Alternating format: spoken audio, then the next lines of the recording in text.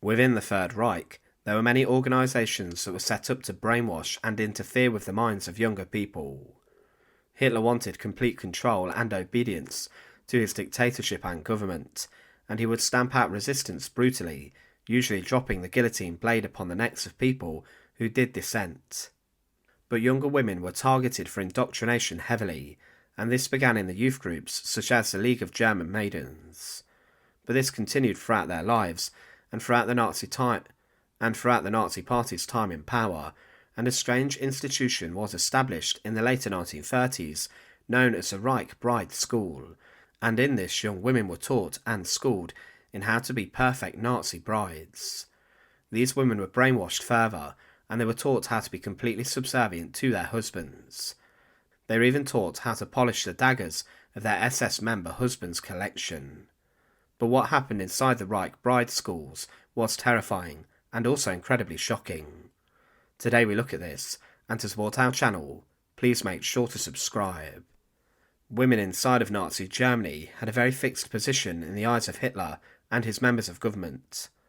They wanted women to have as many children as possible for the Reich, and were encouraged to do so through the use of financial grants, and they were also gifted medals known as the Mother's Cross based on the amount of children that they had.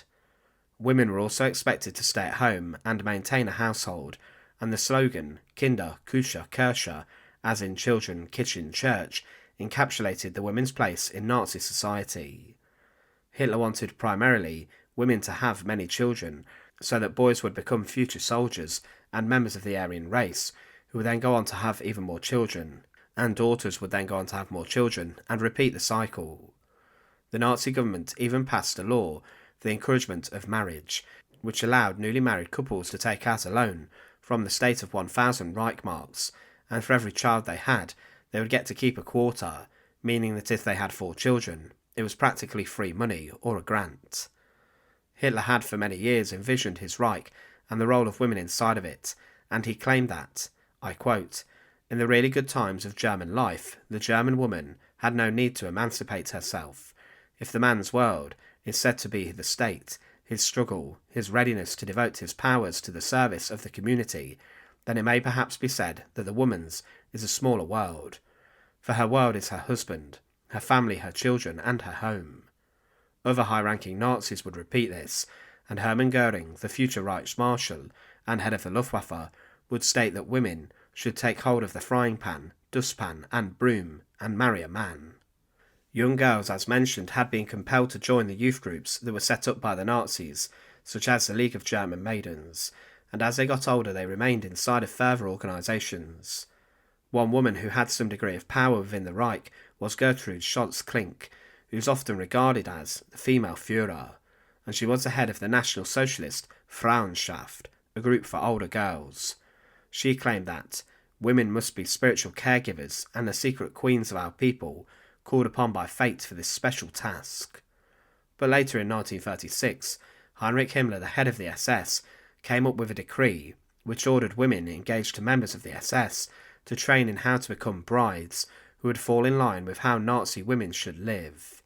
They were trained in special knowledge of race and genetics, and schools were opened to turn office girls into housewives. Inside of Germany, schools for mothers had been set up for decades as a way of helping women come to terms with having children. But the Nazi schools for mothers were much more than how to feed babies or how to keep them happy.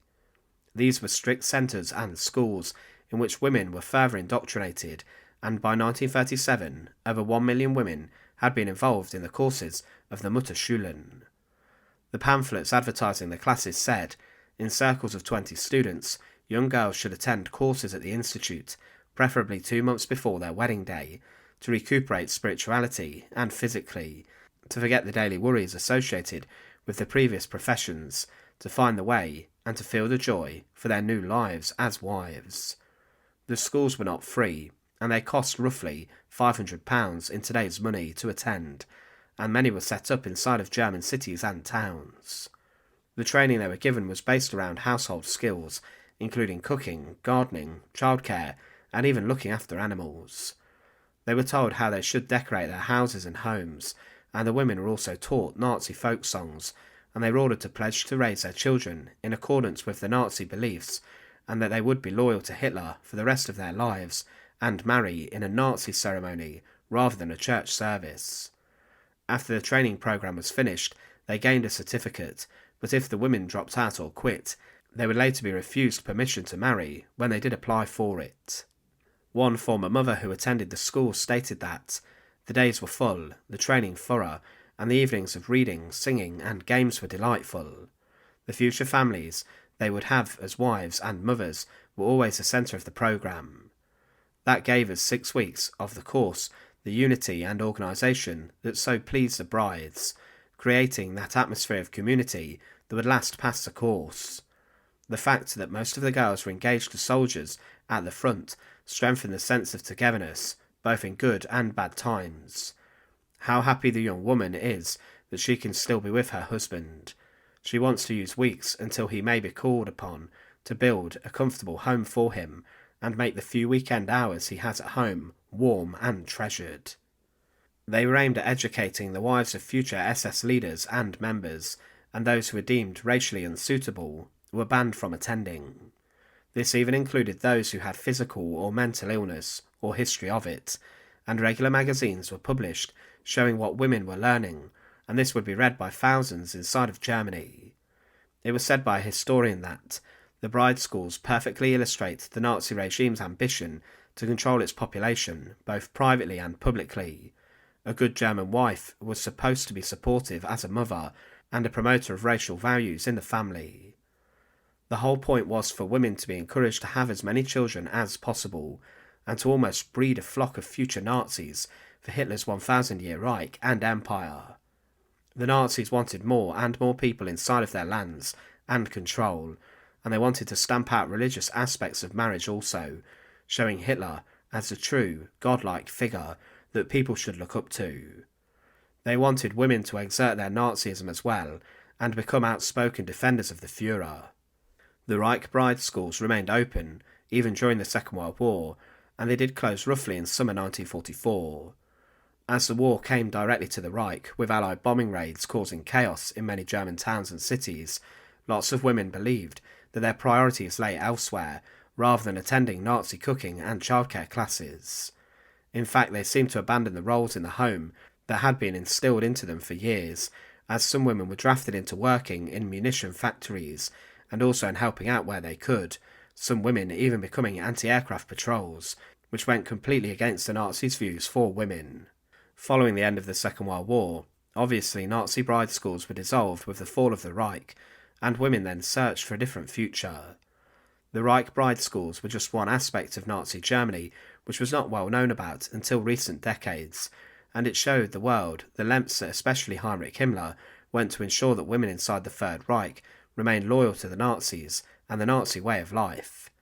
They wanted women to become breeding machines, and the 10th child a woman had would have Hitler named as a godfather on the birth certificate, this being allegedly the ultimate honour for Nazi women. The bride schools were a continuation of what was taught inside of the League of German Maidens and other groups, and they are today considered a forgotten part of the Third Reich. Thanks for watching.